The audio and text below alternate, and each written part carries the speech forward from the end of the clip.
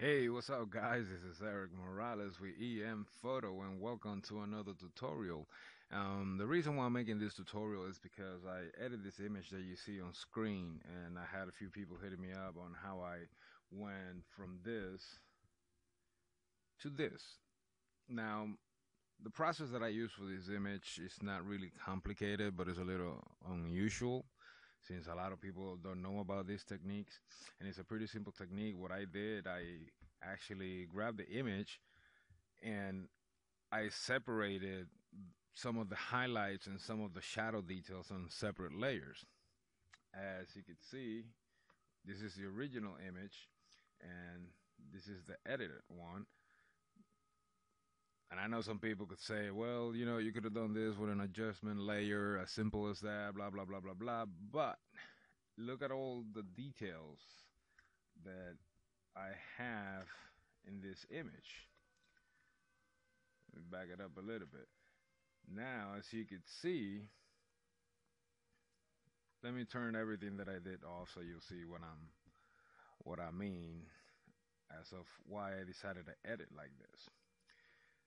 This is the original image. It was pretty nice day outside. I took this picture about 2.5 years ago. This is a church in Washington, D.C., close to the White House. And the first thing that I did, I separated two different layers, one with the shadows and one with the highlights, which is, that's what I say that is the unusual part, because probably most of you guys haven't heard about that, and you probably know it as a luminosity mask. But as a luminosity mask, you could actually grab some of the highlights and shadows at once. But when you do the luminosity mask and then invert it, then you could actually catch the shadows, I mean, the details of the shadows. So then you'll have one for the highlight and one for the shadow. So now I'm going to break this down just so you'll see what I mean. Now here and, oops, sorry, here and here, now you can see that the shadows are gone. All you have is practically the whole layout of the highlights in this one separate layer, and then you have the shadows added to it. Now, when you're working with these layers on separate channels, you don't want the overall of the image to be affected by your adjustment layers. So what you'll do, you actually clip them to this one layer, which makes it more simple and only affects that layer in particular, which in theory, those are your highlights. So now that you got your shadows and your highlights separated, and then you start adding the clips, you can see it starts changing and boosting some of the colors. So it boosts the contrast of just the highlight or the shadow, giving you a much more better, cleaner picture. And you're not really messing up the overall of the image. You see? So you can see from the original, and then you have just the ones with the edited highlights and shadows. Now I liked the image, but then at the same time, after looking at it for a little bit, it's really not really as sharp as I wanted to. So what I did, I just created another layer, used a high pass filter, about 4, and then overlaid it.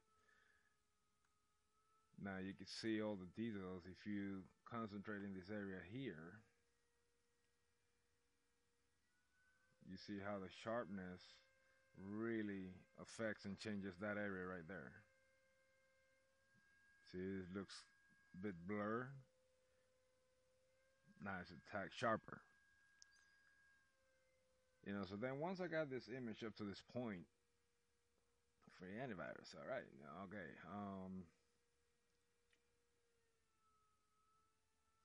So once you got your image practically looking up to where you want, and remember, everybody's standards are different. And sometimes your photo is your vision. Not everybody will understand your vision because it's yours, and everybody has a different perspective on things.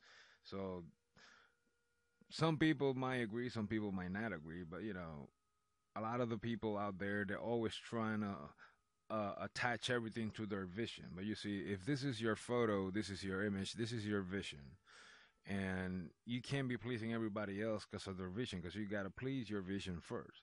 Now you do take constructive criticism, and you do adapt what you think is good, and what is bad, just like anything else, just disregard it, because it really don't matter. It's really not going to help you, because then if you start going all crazy and you start putting all these things on your head, then practically you're going to be editing an image for somebody else and not for yourself. And something that you have to do is create and start practicing into creating your own vision.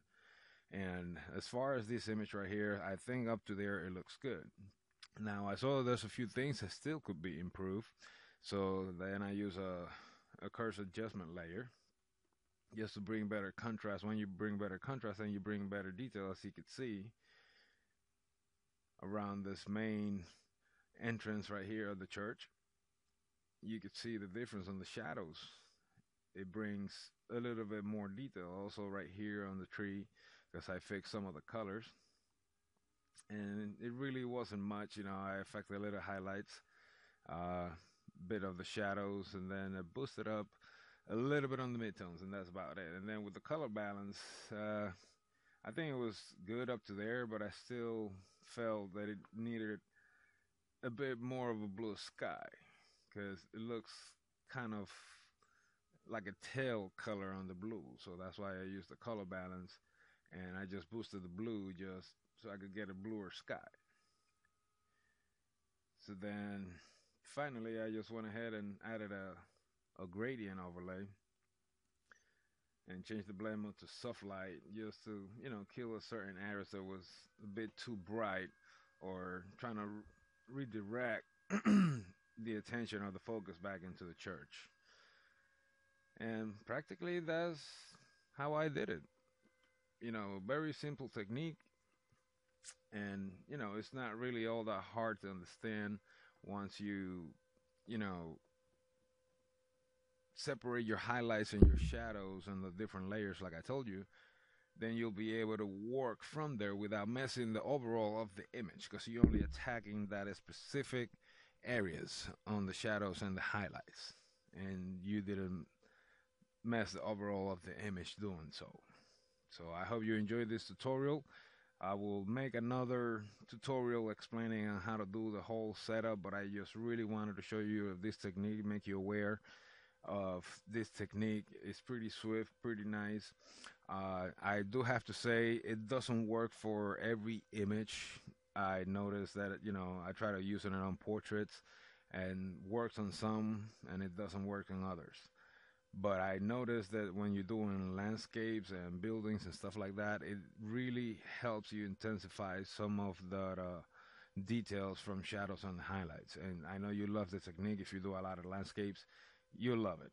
So right now, until next time, I hope you enjoyed this tutorial. Please subscribe, hit like, drop me a line.